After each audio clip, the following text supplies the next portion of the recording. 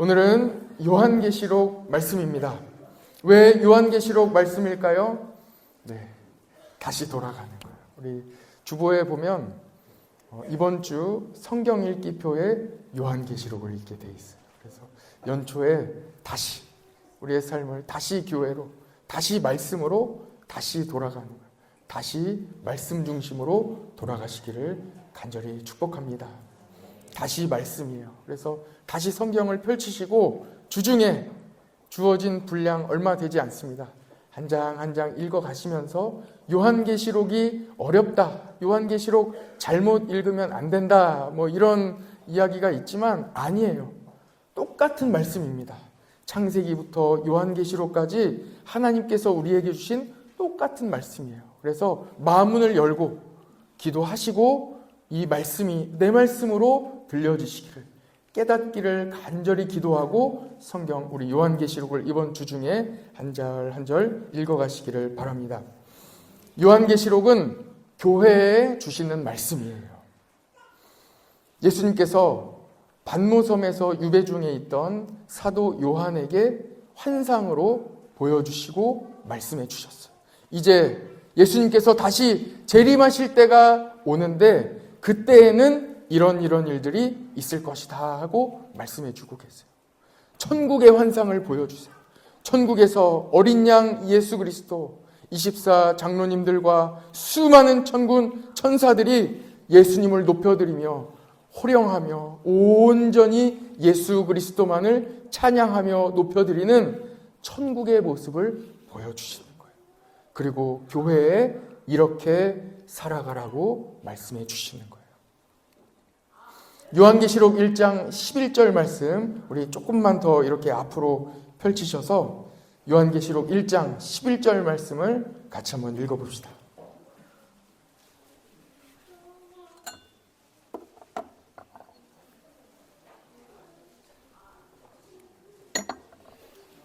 다 펼치셨죠? 요한계시록 1장 11절 내 성경을 가지고 넘겨봐야 돼요. 침을 바르고 성경을 아끼지 마시고 열심히 읽으세요. 성경 아껴서 뭐합니까? 많이 보시고 열심히 이렇게 읽으시기를 바랍니다. 1장 11절 말씀 같이 읽어보겠습니다. 시작.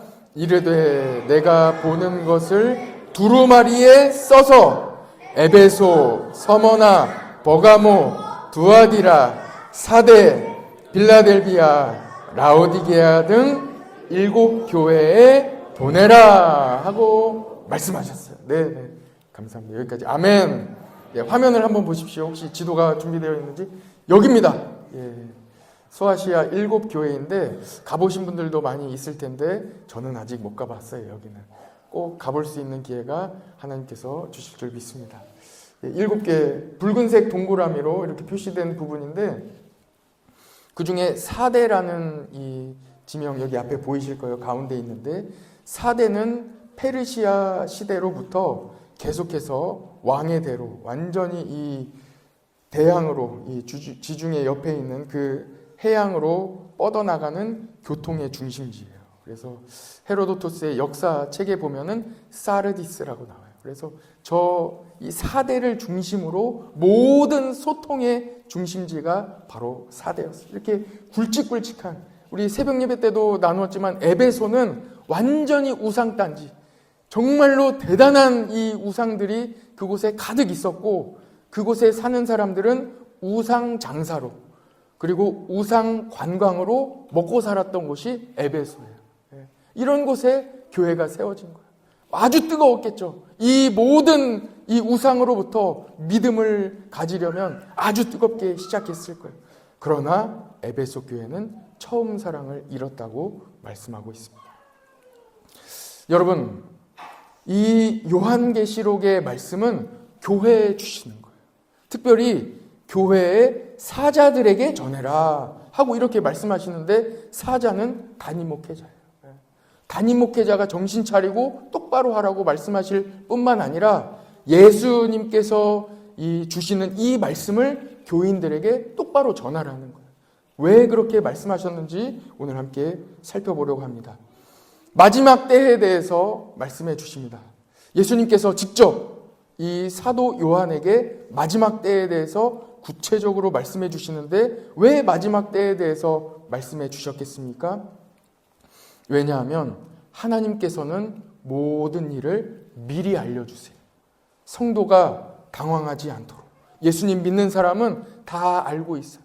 마지막 때가 어떻게 될지, 무엇을 준비해야 되고 어떻게 살아가야 할지 우리는 다 알고 있어요. 그것을 알려주시는 거예요. 그래서 마지막 때가 되면 준비하라는 거예요. 기도하라는 거예요. 다시 교회로 돌아오라는 거예요. 교회를 세우라고 말씀하고 있습니다. 미리 알려주세요. 성도가 당황하지 않도록 미리 알려주시는 거예요. 예수님은 교회에 어떤 내용을 전하셨을까요? 무슨 내용을, 어떤 말씀을 교회가 받기를 원하셨습니까? 각 교회의 현재 상황을 짚어주셨어요. 현재 각 교회가 어떠한 상황인지 진단해 주시는 거예요. 7 교회를 일일이 언급하시면서 너희 교회는 현재 이런 상황이다. 그러므로 너희는 이런 부분을 회개하고 다시 돌아오고 또 이런 부분은 잘하고 있다. 그러니 계속해서 해라 하고 현재 교회들의 상황을 진단하시는 거예요. 왜 교회의 상황을 진단해 주셨을까요? 마지막 때의 유일한 희망은 교회밖에 없기 때문입니다. 왜냐하면 교회에 예수님의 이름이 있기 때문입니다. 교회는 예수 그리스도의 몸이고 예수님의 머리이며 교회만이 예수님을 전하고 예수님으로 기뻐하며 예수님으로 충만한 곳이 바로 예수님이 이 교회이기 때문입니다. 에베소 교회만 잠시 살펴볼까요? 에베소 교회는 현재 어떤 상황이냐면 처음 사랑을 잃고 그 감격을 잃어버렸어요. 처음 교회에 나왔을 때 예수님을 만나 그 기쁨, 그 감격을 잃어버렸어요. 성령 충만했을 때의 그 눈물을 잃어버렸어요. 교회가 제도화되고 형식적으로 변하면서 예수님에 대한 집중이 다른 곳으로 향해졌어요. 예배가 변질되었어요. 예배는 하나님께 영광 올려드리는 거예요. 하나님만 영광 받으시기를 간절히 원하며 예배드리는 거예요. 그런데 형식화되고 제도화되고 그리고 평안이 오고 교회가 풍요로워지면서 이 에베소 교회는 어떠한 현상을 받아들이게 됐냐면 성도들의 만족을 위하여 예배드리게 되는 거예요. 변질되는 거예요. 하나님께 영광 올려드리는 것보다는 성도들의 만족을 위하여 이 교회가 변질되는 거예요. 그러면 예수님께서 왜 에베소 교회의 이 현상을, 지금 현재의 상황을 진단해 주셨을까요? 돌이키라는 거예요. 바꾸라는 거예요. 사람 중심에서, 성도 중심에서, 교인 중심에서 예수 그리스도 중심으로 하나님께 영광 올려드리는 그 중심으로 다시 돌이키라는 거예요. 그래서 말씀을 주시는 거예요. 버가모 교회를 잠깐 또 살펴보겠습니다. 버가모 교회까지만. 버가모 교회는 예수님으로 만족하지 못했어요. 예수님께 기쁨을 얻어야 되거든요. 예수님을 통한 기쁨이 가장 커야 돼요. 그래야 성도예요. 그런데 이 버가모 교회는 예수님으로부터의 기쁨보다 다른 곳에 눈을 돌렸어요. 다른 곳에서, 세상에서 기쁨을 더 구하기를 원했어요. 이 마음이 변질된 거예요. 예수님 말고 다른 곳에서 기쁨을 찾으면 반드시 부작용이 옵니다. 우리가 취미생활도 잘 하시기를 바라요. 그런데 우리가 하는 이 취미생활도 이 강도를 조절해야 돼요. 예수님보다 앞서면 안 되고 예배보다 앞서면 안 되고 주일보다 앞서면 안 돼요.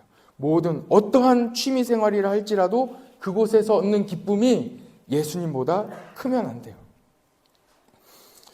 우리 학생들이 이제 교회 와서 게임을 많이 하기 때문에 그래서 이 밖에다가 농구대를 설치했어요. 3부 예배 때 잠깐 말씀을 전하기도 했는데 오늘 가다가 아주 재밌는 장면을 목격하게 됐어요. 그래서 좀 그 게임을 이제 아이들이 많이 하는데 우리 아이들만큼은 게임보다 교회 와서 좀 활동적인 활동을 했으면 좋겠다라는 마음으로 농구대를 설치했는데 오늘 보니까 농구대 아래에서 게임을 하고 있는 모습 보면서 물론 농구도 했지만 잘했어요. 아주 지적하는 건 아니에요. 잘했어요. 잘했어요. 네, 그 모습을 보면서 저는 아이들을 탓하기보다는 제 모습을 다시 돌아보게 되는 거예요. 우리가 교회에 나오잖아요. 하나님께서 우리로 세상으로부터 이 기쁨을 얻지 말고 돌아와서 이 교회에서 정말 하나님 한 분으로 만족하고 예수 그리스도로 기쁨을 얻으라고 잠시 세상을 잊고 내려놓고 하나님께 예배드리라고 교회를 세워주셨는데 교회에 와서도 걱정하는 거예요. 교회에 와서도 세상 모든 일들을 생각하고 있는 거예요. 그러지 말라고 하나님께서 우리에게 교회를 세워주셨는데 우리도 똑같은 모습을 보면서 다시 한번 회개하게 되었습니다. 우리는 잘 조절해야 돼요. 저는 운동을 참 좋아합니다. 작년에 얼마나 달렸는지 한번 이렇게 통계를 봤더니 작년 한 해 동안 대략 1,040km 정도 달렸어요. 그래서 보통 서울에서 달릴 때보다는 조금 덜 달렸어요. 보통 한 1,500km나 1,300km 달리는데 작년에는 조금 덜 달린 것 같아요.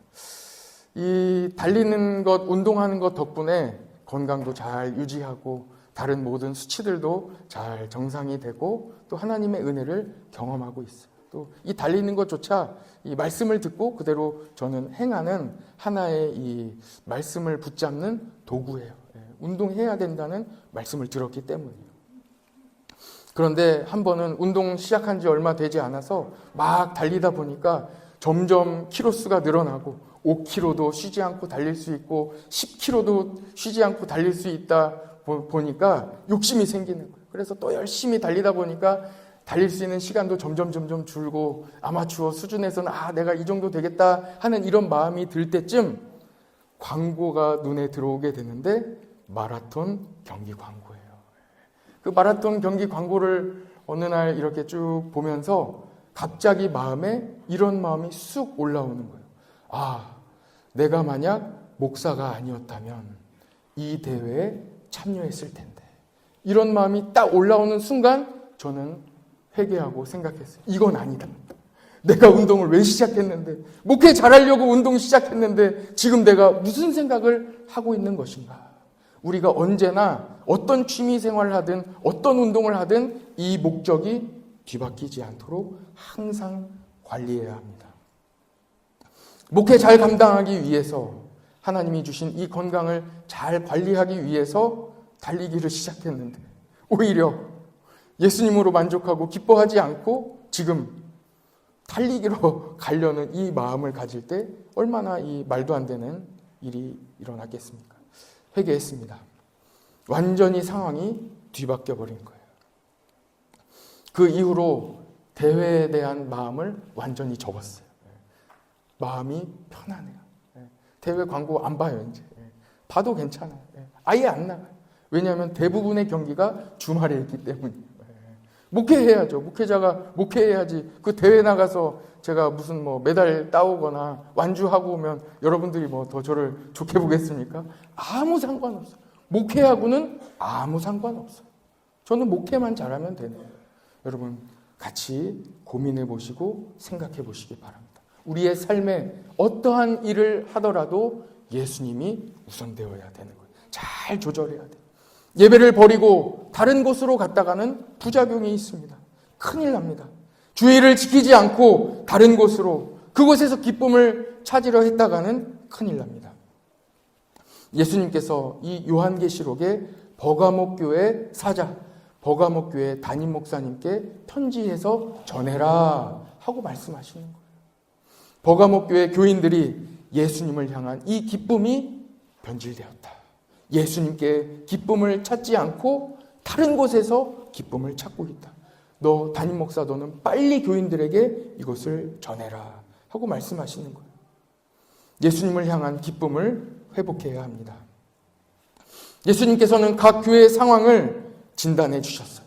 왜 진단해 주셨습니까? 서두에도 말씀드렸지만 예수님께서 재림하실 때까지 마지막 남은 유일한 소망은 바로 교회이기 때문입니다. 어디에서 예수님의 이야기를 들을 수 있습니까? 교회입니다. 교회는 복음의 본산지이자 복음의 본부입니다. 교회는 예수 그리스도의 몸이고 머리이며 교회는 성령의 전입니다. 교회는 하나님의 집입니다. 마지막까지 유일한 소망, 예수님이 계신 곳, 예수님으로 충만한 곳, 예수님께만 기쁨을 얻는 곳, 그곳이 바로 교회입니다. 울면서 교회에 나오신 분들이 예배 드리고 기쁨으로 표정이 변하여 집으로 웃으면서 돌아갑니다. 범죄자들이 가는 이 학교가 있는데 교도소예요.